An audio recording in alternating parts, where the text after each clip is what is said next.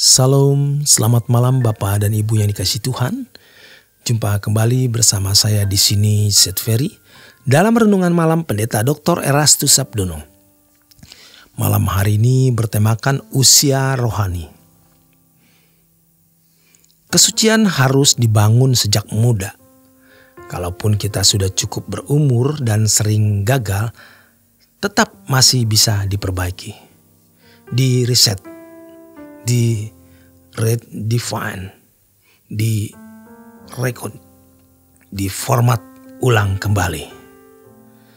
Terhadap orang yang berlaku suci, Allah berlaku suci. Suci menurut standar Allah.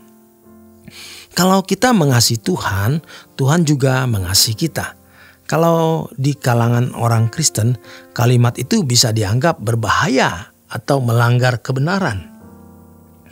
Pada waktu kita berdosa, Tuhan sudah mati bagi kita, mengasihi kita. Apalagi sekarang, memang ada ayat firman Tuhan itu. Apalagi sekarang, yaitu sekarang kalau kita hidup dalam kebenarannya. Kita harus membaca seluruh konteksnya, jangan hanya satu ayat.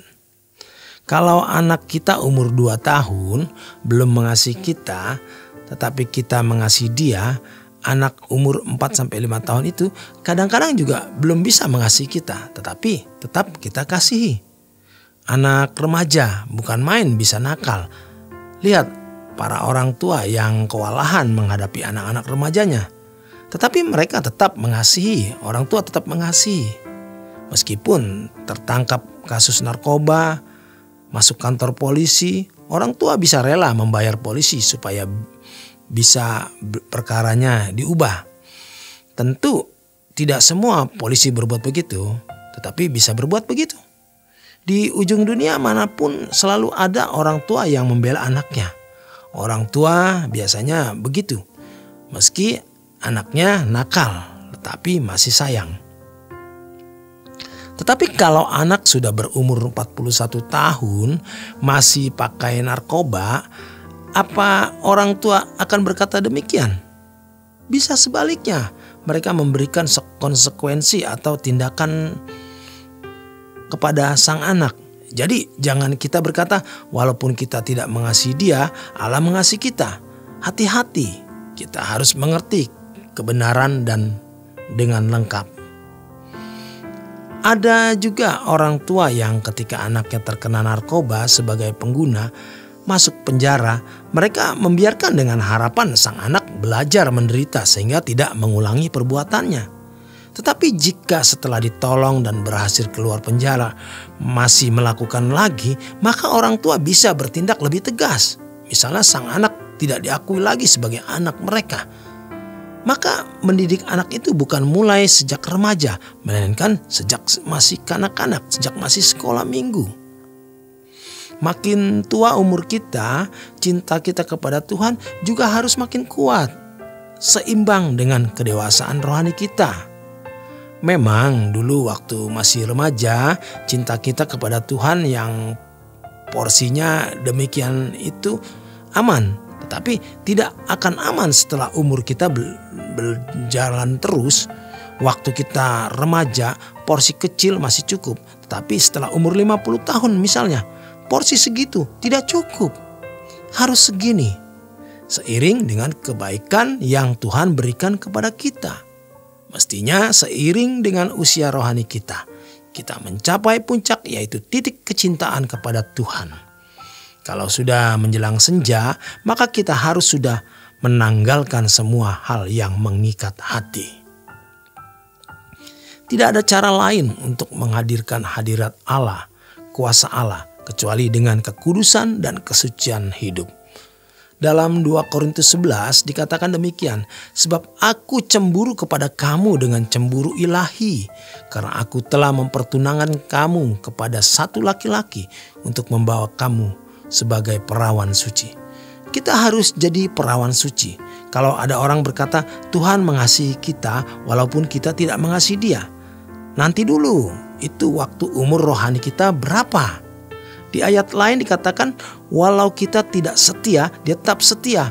Berapa kali kita berontak dan melakukan tindakan-tindakan tidak setia. Keselamatan karena anugerah. Apapun sampai ujungnya, kalau memang ditetapkan selamat, tetap selamat. Itu pemahaman yang sangat salah.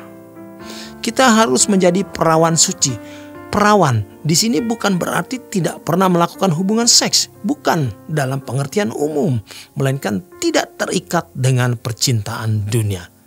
Kalau kita tidak menjadi perawan suci, maka kita tidak akan menjadi mempelai di kekekalan kelak.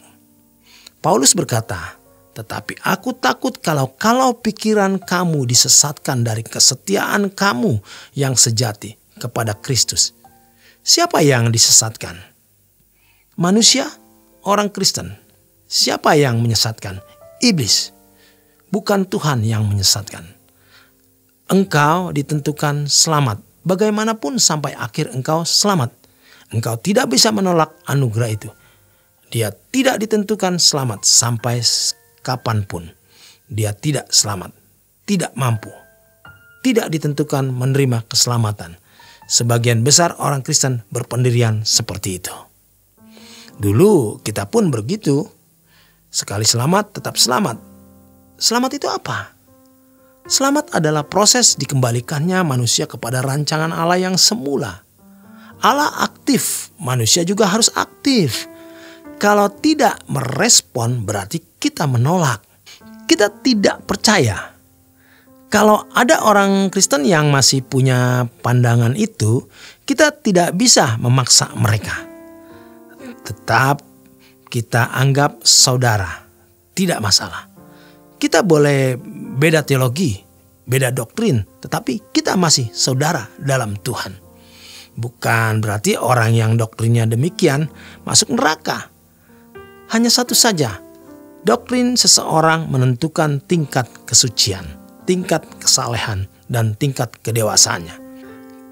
Kalau mau berkompetisi, jangan kompetisi yang menyakitkan. Nanti di kekekalan buktikan itu. Baru akan terlihat buahnya masing-masing. Demikian kebenaran firman Tuhan malam hari ini.